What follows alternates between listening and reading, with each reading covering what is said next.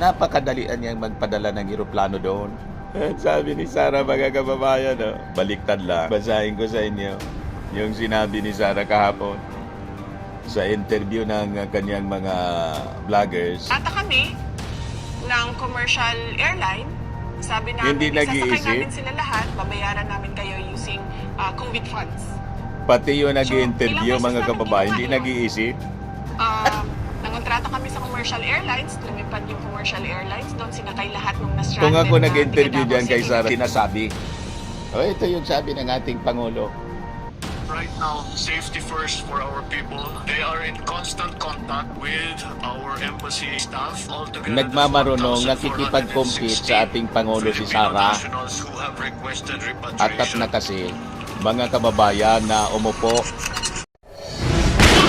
Nagpapagang mga balita at pagtalakay sa mga isyu ng lipunan. Bulsa! Opinyon, banat at paglalantad sa katotohanan. Bulsa! What you see is what you get. You decide. Hello po mga kababayan, si Dante Maravillas. Kumusta po kayo? Ano niya Mr. Maravillas yung mga balita ngayon? Si Sara Duterte nagmamagaling na naman. Minamaliit yung efforts ng ating Pangulong Bongbong Marcos, ng ating Marcos administration sa pagtulong, paglikas sa mga overseas Filipino workers, mga kababayan, na naiipit sa giyera ng Iran, Amerika at saka Israel. Sabi naman ba ni Sara Duterte, mga kababayan, napakadalian niyang magpadala ng eroplano doon. Sabi ni Sara, mga kababayan, baliktad lang. Basahin ko sa inyo yung sinabi ni Sara kahapon sa interview ng kanyang mga vloggers sa SMNI. Napakadali magpadala ng eroplano Sa totoo lang, hindi ganyan kahirap magpadala ng eroplano. Kung saan man, kung saan mo gusto, kumuha at mag-rescue ng tao. Yan sabi dito sa balita. Vice President Sara Duterte said there should be ways to assist Filipinos stranded in the Middle East as concerns grow over the suspension of repatriation flights due to the ongoing conflict in the region. The Vice President made the remark after Ferdinand Marcos Jr. said repatriation efforts are currently on hold because airspace in parts of the Middle East has been closed amid escalating hostilities. Kinontra, mga kababayan ni Sara Duterte, yung pagkontra niya sa blight. Sabi ko sa inyo, pag naging presidente ito, halimbawa, wag naman sana na paintulutan ng ating Panginoong Diyos, malamang kapahamakan ang aabutin ng ating bansa dahil sa mali na mga kaisipahan. So sabi dito, Duterte said she recently spoke with a Filipino in Dubai who was able to return to the Philippines despite the tensions, suggesting that options for transport may still be available. Napakadali magpadala ng eroplano sa totoo lang. Alam nyo ba, nung COVID na panahon, madami ang na-stranded sa mga taga Davao dito sa Maynila. Napakadali. Nangontrata kami ng commercial airline. Sabi namin, isasakay namin sila lahat. Babayaran namin kayo using COVID funds.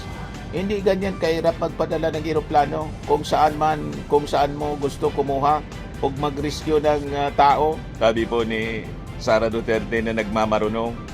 Iba naman po, mga kababayan, yung sitwasyon ng COVID. Pwede magpadala ng eroplano papuntang Maynila kasi wala man po nagliliparan ng mga missiles. Bukas yung airport, kahit maigpit yung health protocol, ang kailangan mo lang yung face mask at face shield, mga kababayan. Walang nagliliparan ng mga missiles at warplanes. Yun ang pagkakaiba, kaya madali lang.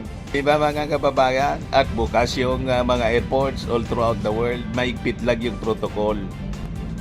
Walang cancellation of flights, mga kababayan, kasi wala man peligro na bumagsak yung eroplano. Talaga itong si Sara Duterte, sinapalpal ng mga netizens. Napakaboba niya. Walang advisor talaga po. Itong matino si Sara Duterte o kung may advisor man, ayaw makinig kasi masyadong nagmamarunong mga kababayan. Sabi ng iba nag-Inda City, napakatalino talaga ni Inday Sara. Ano?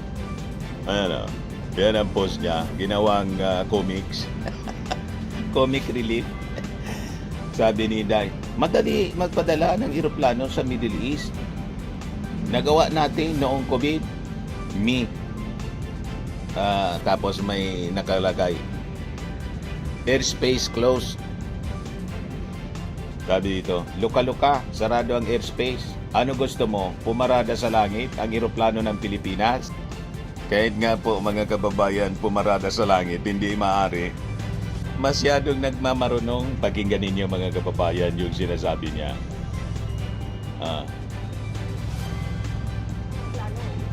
Sa totoo lang, alam niyo ba nung COVID na panahon, madami ang na-stranded na mga tigadam.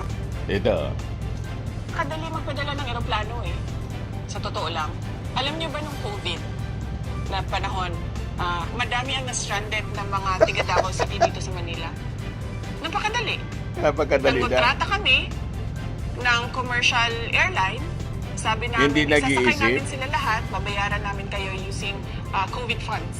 Pati yung So, nag-i-interview ilang beses mga namin kababayan, ginawa hindi yun. nag-iisip. Nangontrata kami sa commercial airlines, lumipad yung commercial airlines, doon sinakay lahat ng na-stranded Kung ako na nag-interview taga-Davao dyan kay City, Sara na-cleared Duterte, na supalpal yan magbiyahe agad. Or inallow na doon mag-quarantine sa Davao City. Nilipad na. Hindi lang 100, hindi lang 200 na mga individual ang nilipad namin noong panahon na yun. At hindi lang mga tiga Davao City. Meron pa kaming iba na kapitbahay lang ng Davao City, pero sabi namin, sige, sumakay na kayo, basta mag-quarantine lang kayo according to sa sinabi ng doktor dito sa labas ng Davao Airport. Tapos pwede na kayong magsiuwian kung saan. Hindi ganyan kahirap magpadala ng eroplano kung saan mo gusto kumuha or mag-rescue ng tao. Kaya lang BP sarado ang airspace sa baka daw pagkakasakit. Hindi kasi yung isang kaibigan ko galing Dubai, Hindi daw sarado ang... papauwi na siya kasi nagbukas na yung siguro limitado pero hindi sarado kasi yung kaibigan ko papauwi na siya ng Pilipinas, commercial flight siya. Meron. Yun naman po talaga. May mga nakauwi na. Una yung 299 OFWs na sinalubong ng OWA sa NAIA Terminal 3 at ng DMW. Then the other day, another 80 yata or 88 yung mga nakauwi. So, importante yung timing.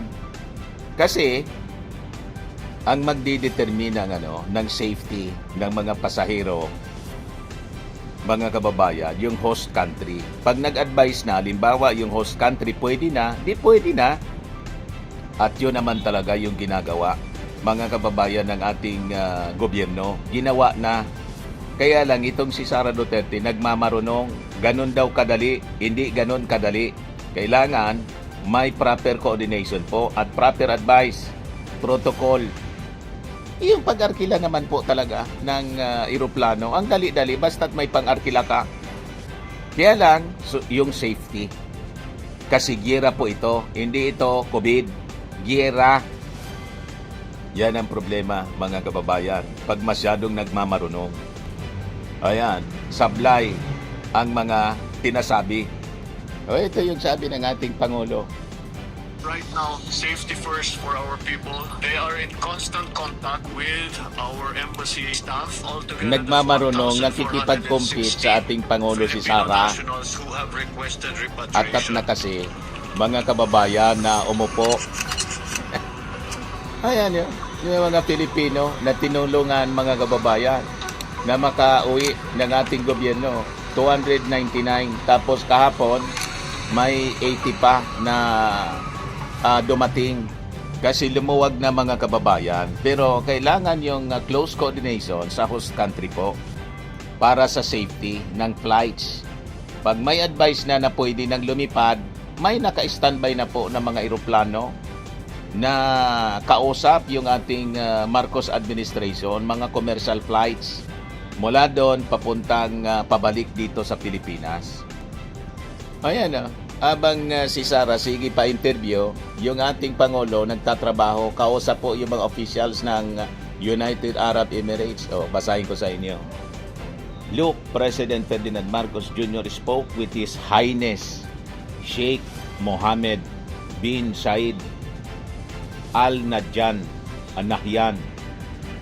President of the United Arab Emirates or UAE, expressing solidarity with the UAE in confidence in its continued efforts to ensure the safety of all residents, including nearly 1 million Filipinos in the United Arab Emirates. So abang ang ginagawa ni Sara magpropaganda, pa-interview sa SMNI at magmagaling pero sablay ang kanyang mga sinasabi, ang ating Pangulo kausap mismo ang leader ng United Arab Emirates, in other officials ng ibang bansa in the Middle East, nandun sa aktual na pagtatrabaho, nandun sa aktual na efforts para siguruhin ang safety ng ating mga OFWs. Ganon. Hindi yung puro kwento, puro daldal. Tama po, mga kababayan. Yes, sabi ni Daibon PL, makikipagpatintero daw sa mga missiles. Siyempre, palakpak ang mga DDH. Sabi ni Jocelyn Leones, may sariling airspace o kalsada si Inday. Ano ba kayo? So, yan muna yung ating short video. Ako po si Dante Maravillas. Bye-bye. Max Firming and Lifting Cream, pinapahid po sa mga pulses in affected area. Mainam po sa paninigas ng mga kaso-kasuan. Ito naman po, Automax Radiant Serum. Sa mukha naman yung application, anti-aging po siya. You will look 10 years younger than your age. Sa mga cancer patients naman po, baka lang gusto ninyo itong itry. Nengsa Red Mix Fruit Drink. Hindi mo po siya gamot, food supplement siya. Kaya lang, gawa siya mga kababayan sa goji berry. Yung goji berry, may anti-cancer properties. O ngayon, yung mga inquiries ninyo, dumiritso na lang kayo sa aming messenger sa Facebook para masagot namin agad. Ayos pa? Ayos na ayos niya, Mr. Maravilla. Sa mga nagana po ng malinis and spacious fitness gym, pumunta lang po kayo sa aming Colossal Fitness Gym. May Grab car rental din po kami. But anyway, ito po pala yung aming bagong product na binibenta online. I am worldwide amazing pure organic barley powdered drink mix from Australia. Negosyo to ng aking anak na architect entrepreneur Riz Maravillas. Ayan po. Kontakin na lang po ninyo siya, Riz Maravillas on Facebook. Ang mga health benefits niya, boost immunity, improves digestion, enhance energy levels, packed with antioxidants, prevent cancer. Ito naman po yung bago naming product na binibenta online. Eye Glow Serum, whitening po siya. Tingnan ninyo yung epekto sa aking anak na architect before and now. Yung mga inquiries po ninyo, dumiretso na lang kayo sa kanyang Facebook account, Riz Maravillas.